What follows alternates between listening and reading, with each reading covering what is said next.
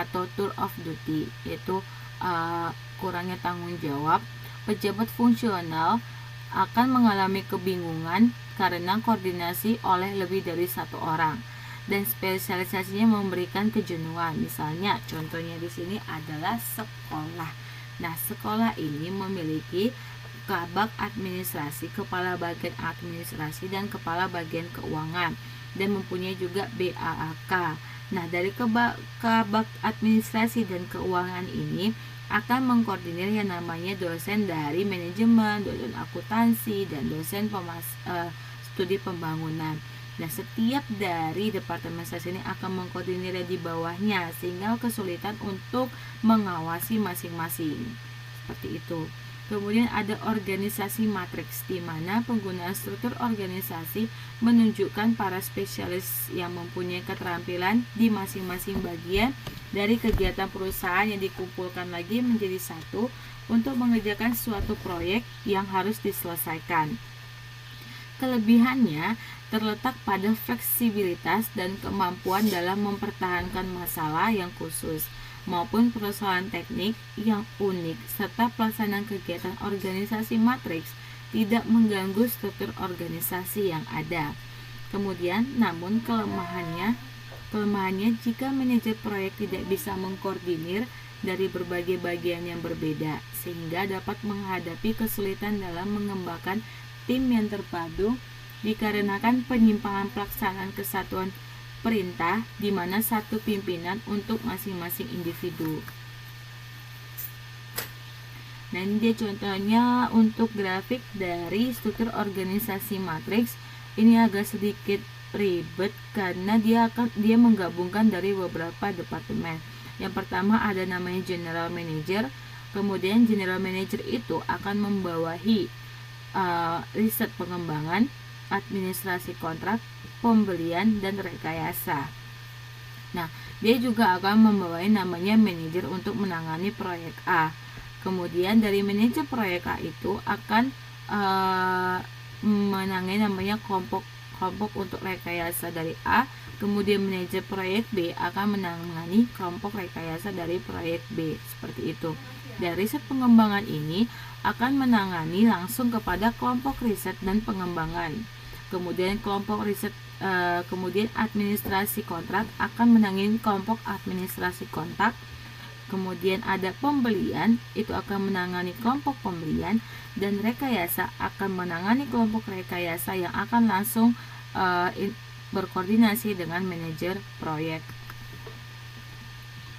Nah, yang terakhir adalah organisasi komite, di mana tugas kepemimpinan dan tugas tertentu dilaksanakan secara kolektif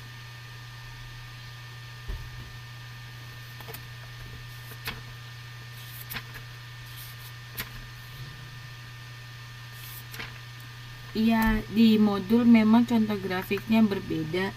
Kalau di modul Mbak sama sekali nggak punya contoh grafik untuk organisasi matriks di halaman 441, tapi memang beda. Ini saya ambil dari referensi lain supaya lebih jelas, karena di modul itu cuma sampai di sini ada tulisannya, tapi untuk pembagiannya itu kosong, sama sekali nggak ada gambar struktur organisasinya, Mbak Eci.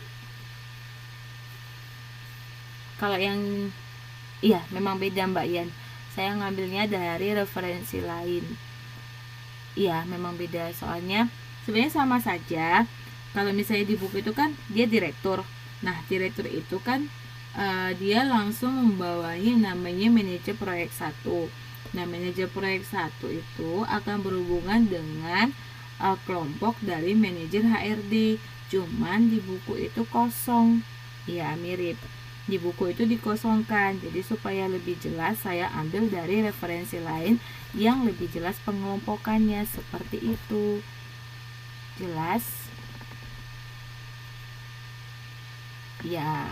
Nah, karena kosong itu, oke.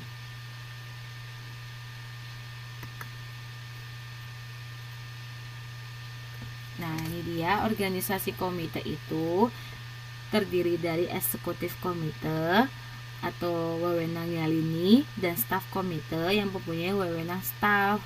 Nah, kelemahannya itu pelaksanaan decision makingnya berlangsung baik karena terjadi ini kelebihannya kelebihannya pelaksanaan decision making berlangsung baik karena terjadi musyawarah dengan pemegang saham maupun dewan. Kemudian kepemimpinannya yang bersifat otokratis sangat kecil. Dengan adanya tour of duty, maka pengembangan karirnya terjamin. Kelemahannya, proses decision makingnya sangat lamban. Biaya operasionalnya rutin sangat tinggi, dan kalau ada masalah, sering terjadi penghindaran siapa yang bertanggung jawab. Kemudian ada organisasi formal dan informal. Organisasi formal tujuannya yaitu tujuan, struktur, dan pola hubungan kerjanya teratur dan bertujuan untuk mencapai hubungan yang teratur di antara fungsi sekaligus memberikan perasaan aman kepada anggotanya. Sedangkan organisasi informal itu interaksi dan hubungan antar karyawan serta membentuk suatu pola yang tidak secara khusus dan resmi diciptakan atau diatur oleh pihak manajemen. Oke, jadi berhubung waktunya tinggal 3 menit lagi, kita akhiri saja karena waktu sudah semakin malam. Besok teman-teman mungkin ada yang mau beristirahat. Untuk pengkoordinasiannya akan saya lanjut pada tatap muka nanti. Oke, terima kasih buat teman-teman yang sudah hadir di malam hari ini. Terima kasih buat kerjasamanya dan partisipasinya serta semangatnya, yang tetap semangat terus. Sampai ketemu di minggu depan di tatap muka. Saya tunggu canda tawanya teman-teman semuanya. Jangan lupa tugasnya dikerjakan. Saya tunggu presentasi dari teman-teman. Ya, Mbak Salma, Wan An. Selamat beristirahat semuanya.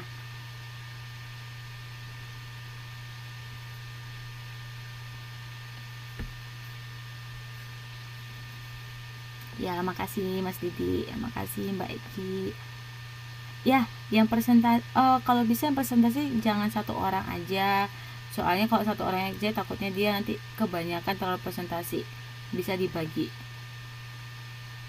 Oke, Mbak Isna, akan saya upload habis ini. Kalau masih tadi yang mengalami putus-putus gangguan, bisa dengarkan YouTube-nya. Malam ini akan langsung saya upload di YouTube. Tetap semangat ya, tetap belajar. Ingat, belajar mandiri mengukir prestasi. Habis ini pada mau istirahat.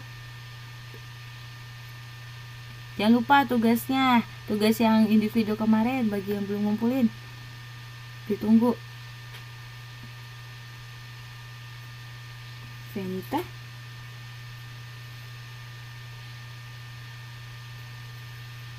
Oke, boleh saya tutup ya. Terima kasih, selamat malam.